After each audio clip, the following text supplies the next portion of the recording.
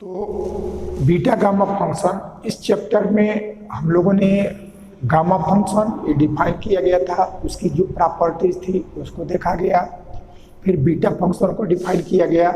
Beta function की भी कुछ प्रॉपर्टी थी जैसे सिमेट्रिक प्रॉपर्टी, इस तरह से उसको भी किया गया।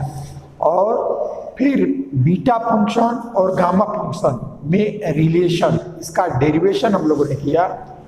अब उसके बाद एक आर्टिकल और है, एक रिजल्ट है।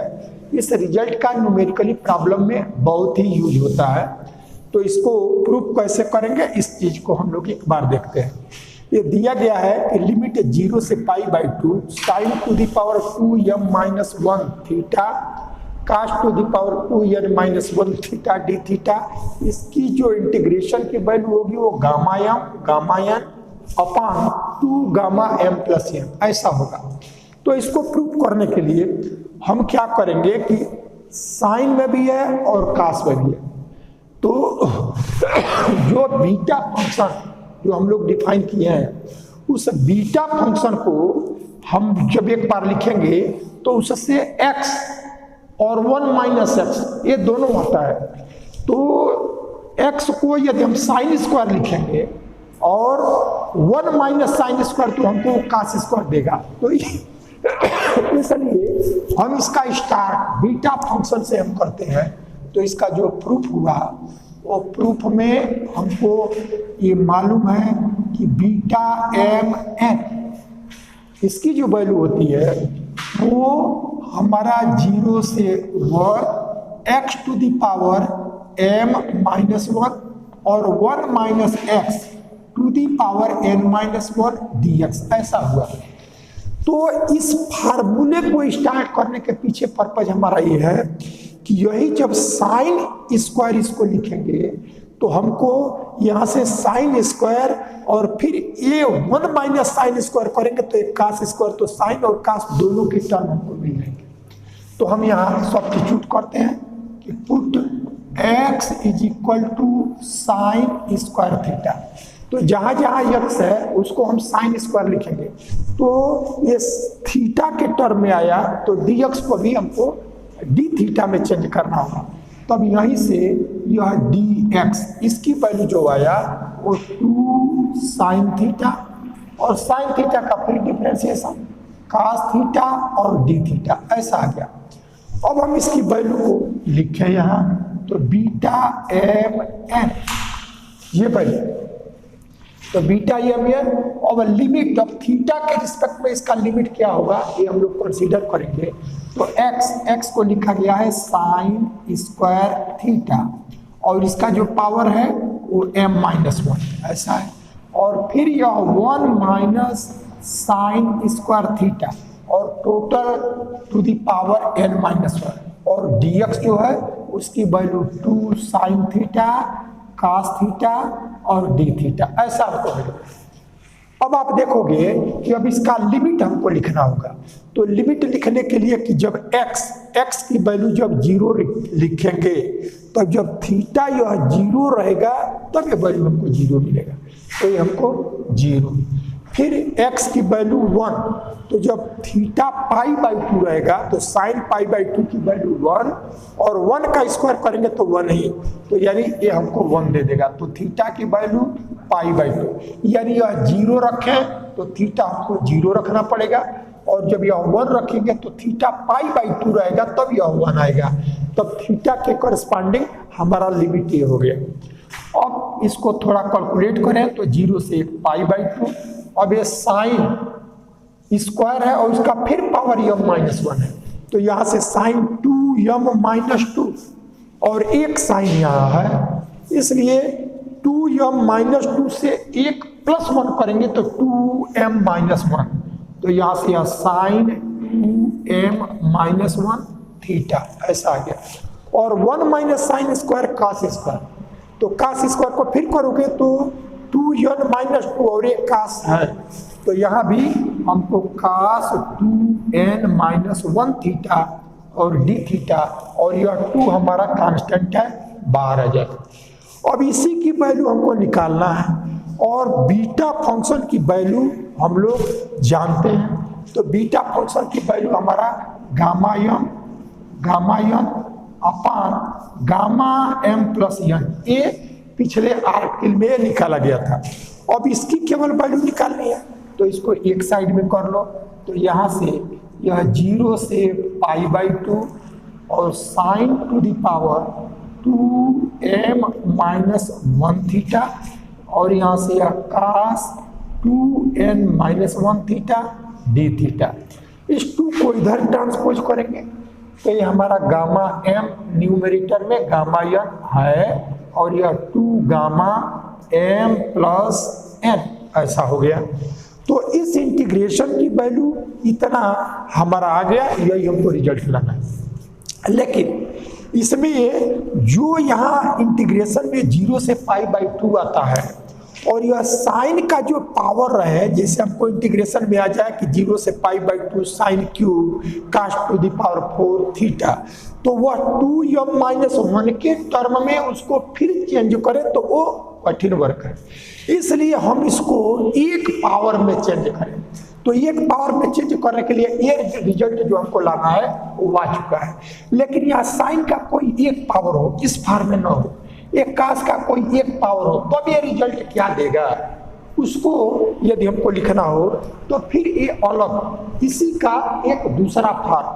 तो दूसरा फार्म में अब हम क्या करते हैं, इसी को यदि हम सब्स्टिट्यूट कर लें, यह 2m - 1 इसको कैपिटल m, यानी अब यह टोटल एक पावर हो, हमको इंटीग्रेशन में जो है दिया जाएगा वो साइन का कोई एक पावर रहेगा, कॉस का कोई एक पावर रहेगा, उसको इस फार्म में नहीं देगा।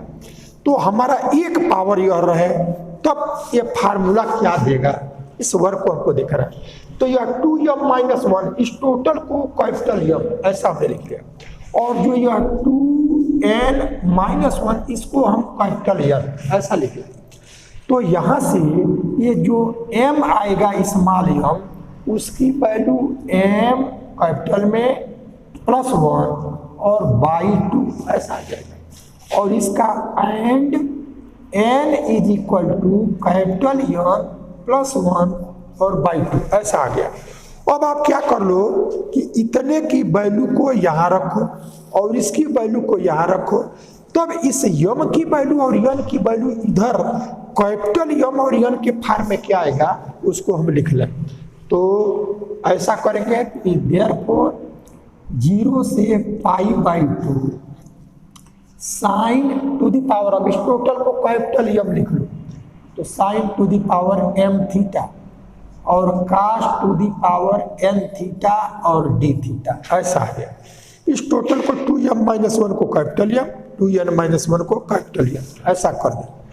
तब ऐसा करने पर इधर जो इसी फार्मूले में जो ये है, तो उसकी वैल्यू यहाँ से स्मॉल m की वैल्यू, तब यह गामा में m +1/2 और गामा में n +1/2। स्मॉल m को कैपिटल m में बदल दिया, स्मॉल n को कैपिटल m में बदला। अब यहाँ से फिर डिनोमिनेटर 2 और गामा m की वैल्यू है capital M +1/2 plus capital N +1 और /2 ऐसा आ गया। अब इसको थोड़ा सा और कैलकुलेट कर लें, तब हमको यहाँ से मिला कैपिटल M +1/2 कैपिटल N +1/2 और डिनोमिनेटर में है 2 गामा M + n और +2 हो गया। तो इसको हम लोग लिख सकेंगे कि M + n +2 और /2।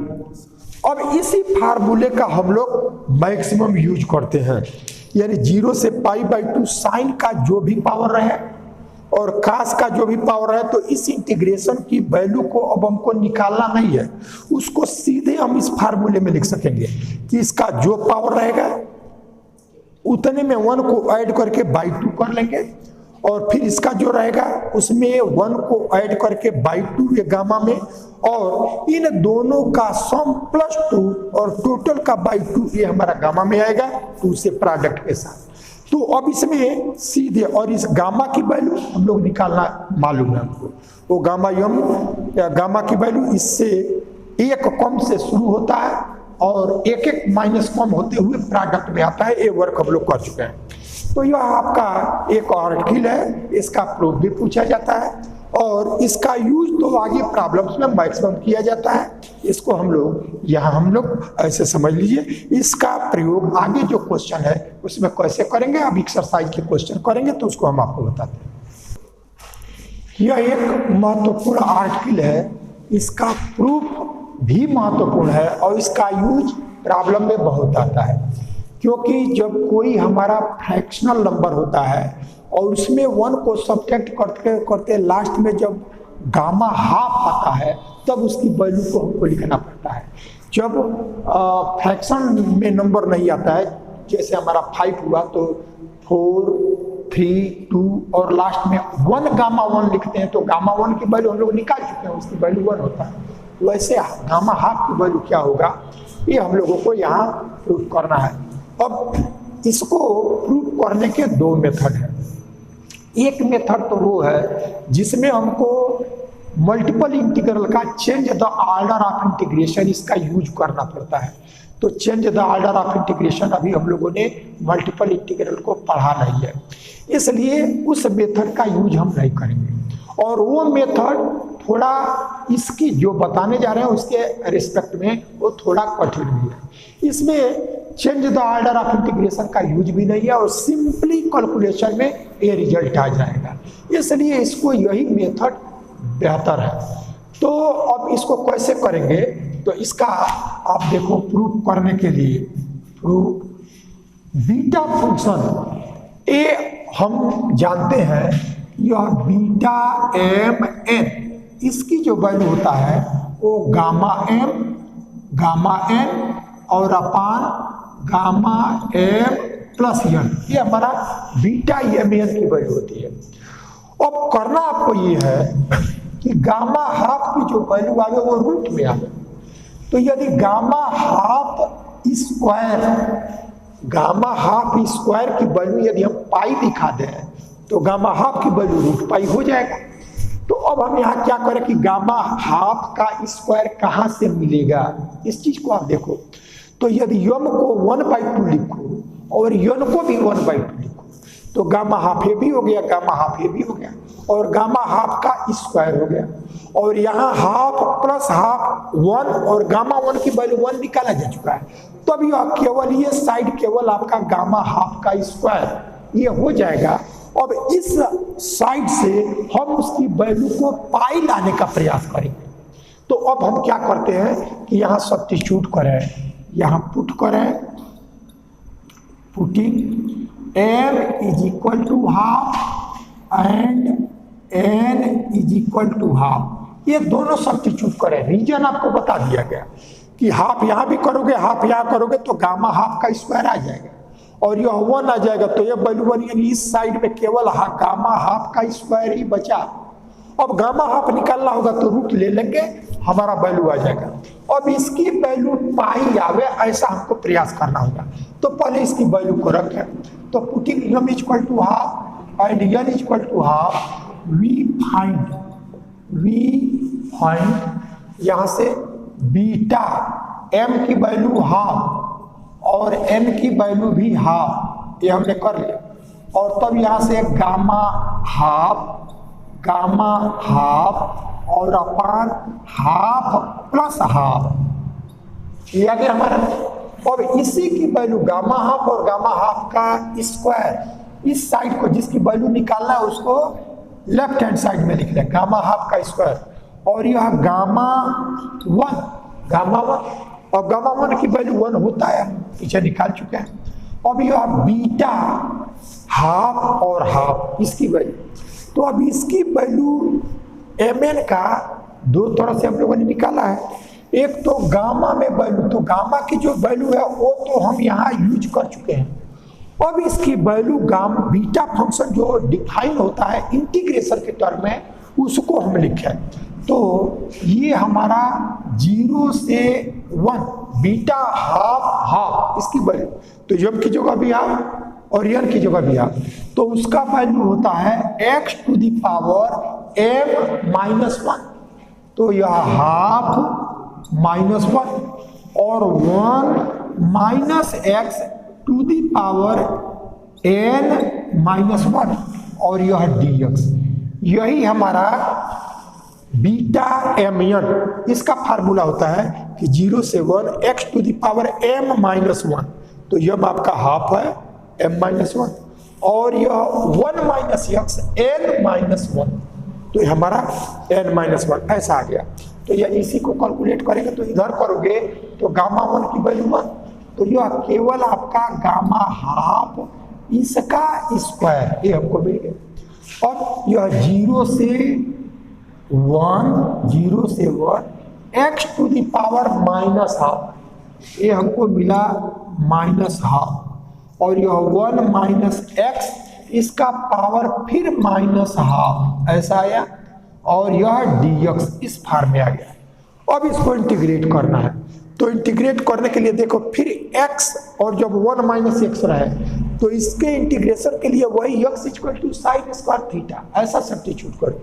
तो ऐसा सब्स्टिट्यूट करेंगे तब हमको यहाँ से मिलेगा ये एक बार लिख लो, put x equal to sine square theta. Sine square क्यों लिखेंगे, केवल साइन क्यों नहीं, क्योंकि जब 1 माइनस केवल साइन रहेगा तो एकास में नहीं बदलेगा। जब साइन ये x स्क्वायर होता तब x को साइन थीटा लिखते, लेकिन यह x है इसलिए साइन स्क्वायर थीटा। तो putting x is equal to sine square theta, तो जब x को बदलेंगे तो आपका लिमिट भी बदलेगा, dx भी बदलेगा। तब यहाँ से dx की जो वैल्यू आएगा dx वो आपका 2 साइन थीटा cos थीटा और d थीटा ये आया। तब यहाँ से ये वैल्यू हमको मिल गया गामा हाफ का स्क्वायर, ये वैल्यू। लिमिट अभी देखते हैं, x की वैल्यू साइन स्क्वायर इसका पावर माइनस हाफ, और यहाँ से 1 माइनस साइन स्क्वायर और इसका भी पावर माइनस हाफ, और यहाँ ये आपको 2 यह साइन थीटा cos थीटा और d थीटा, ये आपको dx की वैल्यू ये मिला है, dx की वैल्यू। अब इस 2 को कांस्टेंट है पहले कर लेंगे, लेकिन लिमिट लिखना पड़ेगा। तो यह वैल्यू x को जब 0 करोगे तो अभी देखा गया है थीटा की वैल्यू 0, और x को 1 करोगे तो थीटा पाई बाई, तो अब यह 0 से पाई बाई 2 ऐसा है। अब इसमें कैलकुलेट करोगे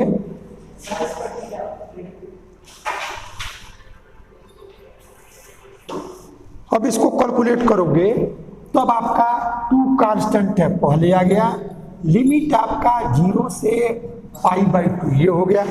अब इसका 2 और हाफ है तो यह साइन थीटा का पावर माइनस 1, तो यह साइन थीटा इसका पावर माइनस 1 और 1 माइनस साइन स्क्वायर थीटा तो cos स्क्वायर थीटा, और इसका फिर पावर हाफ, तो ये भी हमारा cos थीटा पावर माइनस 1, और यह साइन थीटा cos थीटा और d थीटा ऐसा आया। अब साइन थीटा का इनवर्स है, इसका मतलब ये 1 बाई साइन थीटा, तो इस साइन थीटा से कैंसिल, ये 1 बाई cos थीटा इस cos थीटा से कैंसिल। तब हमको टोटल यहाँ से केवल आपका 2 और 0 से पाई बाई 2 और यह d थीटा यही से तो बच गया। साइन इनवर्स का मतलब 1 बाई साइन थीटा इस साइन से कैंसिल और 1 बाई cos थीटा इस cos से कैंसिल, तो केवल यही हमको मिला।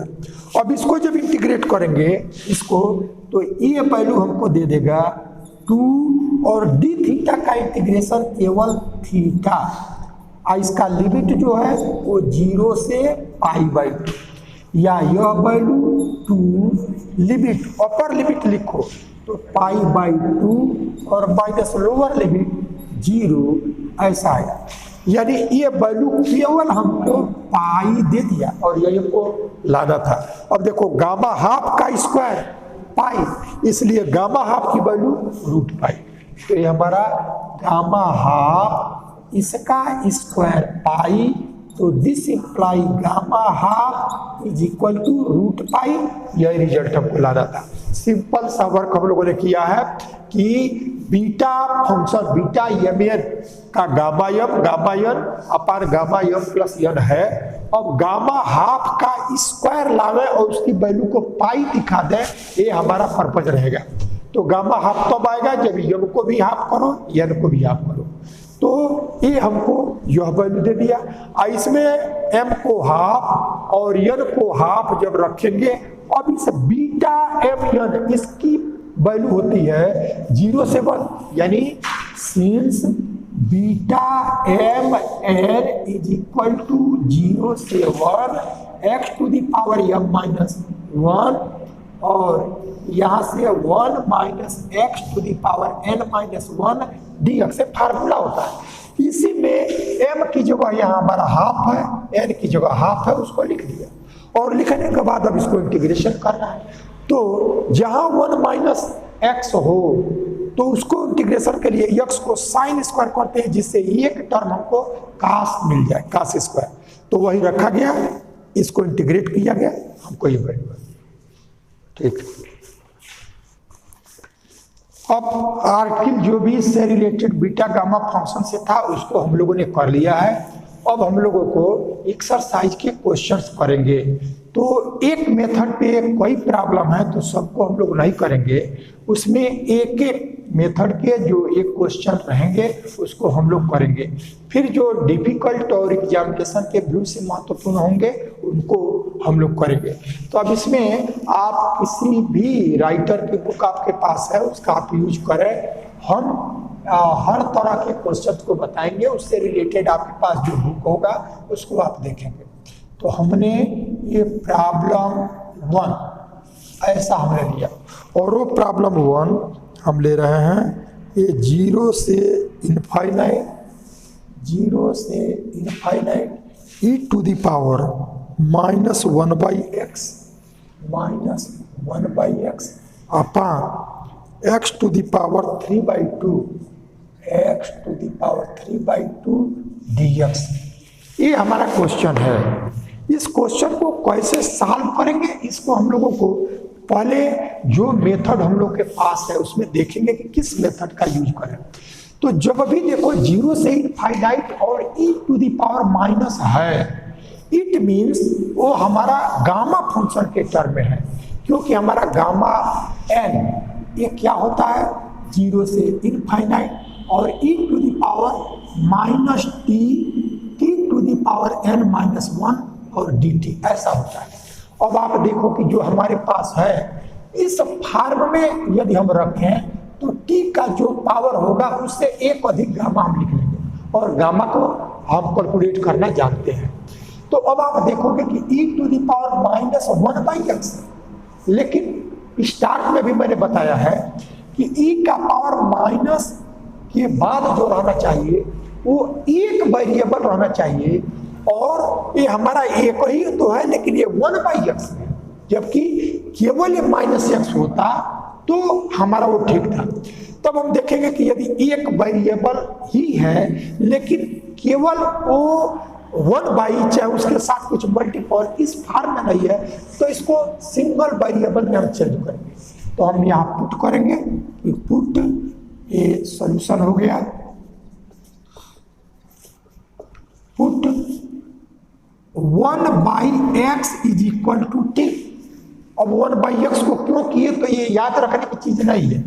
जब भी देखो गामा फंक्शन के टर्म में वो वैल्यू है तो e to the power minus यहाँ जो सिंगल वेरिएबल रहे और वो न्यूमरेटर में रहे उसका बाई 1 होना चाहिए, मल्टीपल 1 होना चाहिए, पावर 1 होना चाहिए, लेकिन ये हमारा 1/x में, इसलिए ये 1/x को हम t लिख लेंगे तो यही माइनस 2 इस फॉर्म में आ गया।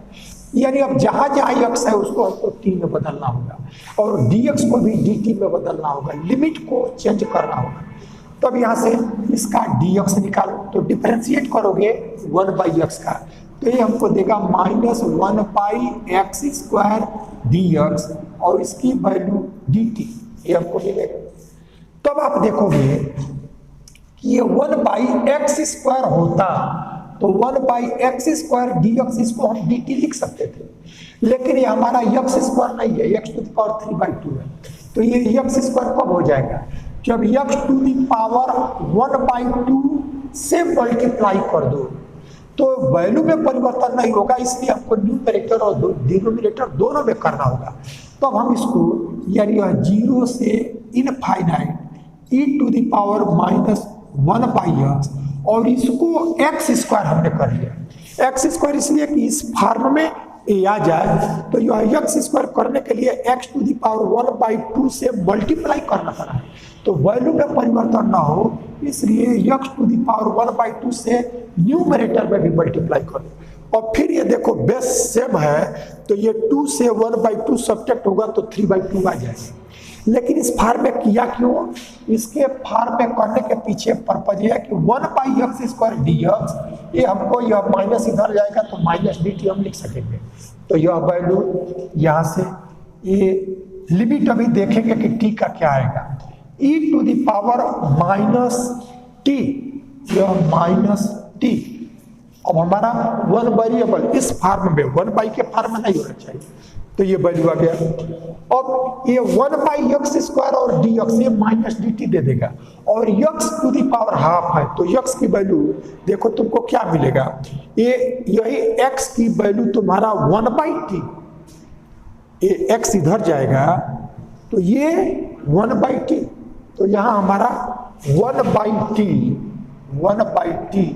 और इसका पावर हाफ ऐसा आ गया, और 1/x² dx ये हमको -dt इस फॉर्म में दे दी। अब लिमिट देखो, तो लिमिट जब हम t को, ये x की वैल्यू है, तो x को जब 0 करोगे तो t इनफाइनाइट, x को 0 पर t इनफाइनाइट, और x को इनफाइनाइट करोगे तो t 0 ऐसा आएगा। अब आपको इसको जो ये फॉर्म है इस फॉर्म में लिखना है, तब तो आप देखोगे ये लिमिट 0 से इनफाइनाइट चाहिए, तो 0 से इनफाइनाइट करते हैं तो हमारा माइनस आता है, और इस माइनस से मिलकर वो प्लस हो जाएगा, यानी यह वैल्यू माइनस से पहले आया, और जब 0 से इनफाइनाइट करेंगे तो ये हमको प्लस दे देगा ये वैल्यू, और यह e⁻−t, अब यह t न्यूमरेटर में जाएगा, क्योंकि ये 1/t में नहीं होता है, तो यह t जब न्यूमरेटर में जाएगा तो -1, और पावर हाफ है तो t⁻−½ और dt ये आ गया। अब देखो ये हमारा इस फॉर्म में आ गया है, तो 0 से इनफाइनाइट लिमिट है, e⁻, ये सिंगल वेरिएबल होना चाहिए, उसका पावर 1 मल्टीपल 1, तो यदि ऐसा है तो उसी का पावर जो रहता है उससे एक अधिक, ये n-1 है तो एक अधिक गामा आया है, तो यानी इसकी वैल्यू हमको मिल जाएगा यहां से एक अधिक, तो यह गामा -1/2 + 1 ऐसा हमको मिलेगा, जो रहेगा उससे 1 मोर, n-1 है तो n-1 + 1 तभी हमको n देगा, तो ये वैल्यू हमको दे देगा गामा हाफ, और गामा हाफ की वैल्यू अभी निकाला गया है √π। तो इस तरह इस क्वेश्चन का सॉल्यूशन हमारा इस फॉर्म में आ जाएगा। तो अब यहां से 0 से इनफाइनाइट, ये हमारा क्वेश्चन दिया गया है x⁻n e⁻k² dx। अब इसकी वैल्यू प्रूफ करने को दे रहा है, तो क्या प्रूफ करना है उसको एक बार देख लें कि हमको रिजल्ट में लाना क्या है। तो गामा लाना है n+1/2, n+1/2 और अपान 2 k⁻n+1। इस फॉर्म में रिजल्ट हमको लाना है, तो देखो कैसे इसको करेंगे। ये क्वेश्चन दिया गया, महत्वपूर्ण क्वेश्चन है, इसको कई बार पूछा गया है। अब इसको करने का जो मेथड है उसको आप देखेंगे। तो हमारा जब भी लिमिट आपका 0 से इनफाइनाइट रहे और e का पावर रहे, तब आप समझ लो कि उसको चेंज करना है गामा फंक्शन के टर्म में। तो अब हम इसके सॉल्यूशन के लिए हम क्या करेंगे कि इसको 0 से इनफाइनाइट e⁻⁻k² और यह x⁻n⁷ ये हुआ। अब हम देखें कि गामा यहाँ लिखने के लिए हमको क्या रहता है, क्या है। तो e⁻⁻ या k तुम्हारा k² कांस्टेंट होगा। कांस्टेंट क्यों? कि जिसके रिस्पेक्ट में इंटीग्रेशन है वही वेरिएबल है, शेष हमारे कांस्टेंट है। तब यह k आपका कांस्टेंट है k², यह आपका x² है। यदि यह x² नहीं होता, सिंगल वेरिएबल होता, तब आप क्या करते कि जब सिंगल वेरिएबल के साथ कोई कांस्टेंट रहता है तो उसको छोड़ करके और जितना गामा आता है डिनोमिनेटर में एक कांस्टेंट पर जो गामा आता है उसका पावर लगा देते हैं। ये वर्क पीछे किया गया है। तो हमारा प्रॉब्लम इससे नहीं है, प्रॉब्लम यह है कि यह सिंगल वेरिएबल तो है लेकिन पावर इसका 1 नहीं है, पावर 2 है। तो अब आप क्या कर लो कि इस टोटल को एक वेरिएबल ले लो, यानी का जो भी सिंगल वेरिएबल रहेगा तो हम टोटल को t ले ली। तो अब हमने सपोज किया कि पुटिंग k² x² t, ऐसा। तो अब आपको dx को भी बदलना पड़ेगा। तो dx को बदलने के लिए अभी आप क्या कर लो, यहाँ से x की वैल्यू निकालो। तो x की वैल्यू निकालोगे तो यह x ये वैल्यू देगा ये t⁻½ k। देखें इसको, x² की वैल्यू t/k²। तो जब x करेंगे तो t का पावर हाफ और k² का k। अब dx निकालो, तो यहाँ से dx निकालेंगे तो 1/k कांस्टेंट है और t⁻½ है तो हाफ t⁻½ -1 dt, ऐसा है। तो यानी ये वैल्यू dx की वैल्यू यहाँ से dx = 1/2k और t⁻½ -1 तो -½ तो ये -½ और dt, ऐसा आपको मिल गया dx की वैल्यू। अब टोटल इंटीग्रेशन को लिखो तो देयरफॉर 0 से इनफाइनाइट e⁻⁻k² x² और x⁻n dx सबको t में बदल डालो। तो t में बदलोगे तो अभी लिमिट हमको बदलना पड़ेगा। e⁻k² x², ये हमारा t है, माइनस लगा हुआ है। अब आप देखो कि ये यहां से इसको एक वर्क और भी हम कर सकते थे। जैसे देखो यही हम x की डायरेक्ट वैल्यू न निकालते हैं, डिफरेंशिएट किए तो 2x dx, तो एक x dx इसमें से ले लेते। लेकिन यदि कर लिए हो तब उसी को लिखो, अदरवाइज यहाँ x है तो इसको डिफरेंशिएट करते तो k² बाहर आता, 2x dx, तो x dx की वैल्यू निकाल लेते और वो x dx की वैल्यू से यह x⁻n-1 अलग और x dx एक साथ लिख सकते थे। लेकिन चलो अब जिस फार्म में लिख लिए हो या उस फार्म में ही यदि हम करें तो e⁻−k² x², ये हमारा t आ गया। अब x की वैल्यू यहाँ से जब करेंगे तो यह x आपका t⁻½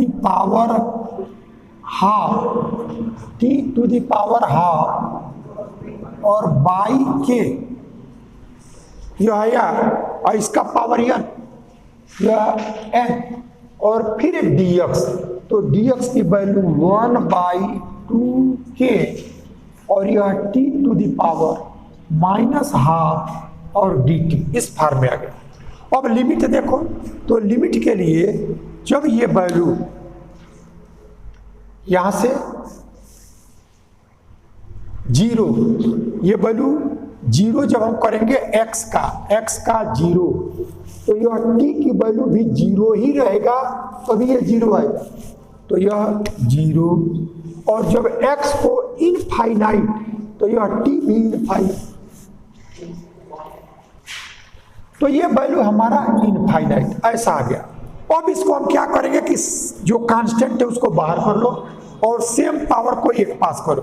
तो अब आप देखोगे तो यहाँ से यह वैल्यू 1/2 ये तो बाहर कांस्टेंट है। अब यहाँ से देखिए k⁴n ये है और k का पावर 1 ये है, तो यह k⁴n + 1/2 ऐसा हमको दिया कि अब यह 0 से इनफाइनाइट e⁻⁻t और t⁻। अब देखो यहाँ से ये 1/2n यहाँ से जब करेंगे तो यह n/2 ऐसा हो गया और पावर ये भी सेम है, तो ये हमारा -½ t को ये पावर का फिर पावर है, तो यह n/2 और बेस एक ही है तो ये सम हो जाएगा, तो n/2 और +-½ दैट इज -½ और यह dt इस फॉर्म में आ गया। तो अब आपको यहाँ से 1/2 k⁴n + 1 0 से इनफाइनाइट e⁻⁻t और t⁻n-1/2 और dt ऐसा आ जाए। अब आप देखिए ये आपका स्टैंडर्ड फॉर्म में बदल गया है। लिमिट आपको चाहिए 0 से इनफाइनाइट और e⁻- ये सिंगल वेरिएबल t और उसी का जो पावर रहेगा उससे 1 मोर गामा में आएगा, तब ये वैल्यू हमको मिल गया। यहाँ से 1/2 और k⁴n + 1 और गामा ये वैल्यू है n-1/2 और एक अधिक आएगा तो ये वैल्यू, यानी इसको जब कैलकुलेट करेंगे तब यहाँ से 1/2 k⁴n + 1 और गामा n + 1/2 देखो टोटल का /2 करेंगे तो n + 1 और /2 ऐसा आ गया। अब देखिए रिजल्ट में हमको क्या लाना था, तो गामा में यही n + 1/2 और /2 k⁴n + 1 ये हमको लाना था। तो यहाँ आपको यही देखना है कि जब 0 से इनफाइनाइट का पावर रहे तो इसको सिंगल वेरिएबल सिंगल पावर में करो और उससे जो चेंज होता है उसमें देखो कि तब नए वेरिएबल का पावर क्या आता है, गामा में उससे एक अधिक आएगा। इस तरह से हमारा क्वेश्चन एक कंप्लीट हो गया। अब देखिए ये आपका एक पार्ट था, उसी से आपको इसकी भी वैल्यू निकालनी है, तो ये अलग से निकालने को कहेगा तब तो फिर आपको k² को t मानना पड़ेगा जैसे इसको किया गया है। लेकिन जब इसकी वैल्यू निकाल ली गई है और तब इससे इसको करना है तो कैसे करेंगे, तो ये रिजल्ट हम लोग निकाल चुके हैं। अब देखो कि इससे क्या हम रखे हैं कि ये वैल्यू हमको मिल जाए, तो आप देखोगे कि e⁻k² ये टर्म एग्जैक्ट ये है, यही है, यह टर्म नहीं है, तो ये टर्म इससे तभी हटेगा जब n की वैल्यू 0 हो जाए। n की वैल्यू 0 हो जाएगा तो यह 1 हो जाएगा और तब सिर्फ यही बच जाएगा। तो जब n = 0 इधर करोगे तो n = 0 इधर भी करना पड़ेगा। तो अब यहाँ से हम क्या करेंगे, इसके सॉल्यूशन में सिंस 0 से इनफाइनाइट e⁻⁻k² x² और x⁻n dx is equal to gamma n + 1/2 और अपान 2 k⁻n + 1। ये रिजल्ट हम लोग प्रूव कर चुके हैं। अब क्वेश्चन में जब ये कहा है कि हैंस प्रूव्ड है, इसका मतलब जो एक रिजल्ट आया है इसी से इसको पाना है। तो इसी से कैसे मिलेगा, तो सिर्फ ये टर्म रह जाए तो आपका ये आ जाएगा। तो ये टर्म कब आएगा, जब यह n की वैल्यू 0 करें, तो n की वैल्यू 0 करना पड़ेगा तो टोटल में करना पड़ेगा। तो पुटिंग n = 0 वी गेट 0 से इनफाइनाइट e⁻⁻k² x⁻0 n की value 0 dx is equal to gamma 0 + 1 by 2 और अपान 2k 0 प्लस 1, यानी जहां जहां यन है दोनों साइड में 0 किया। और यन को 0 किया क्यों गया? क्योंकि इससे ये वैल्यू तभी आएगा जब यन को हम 0 करें।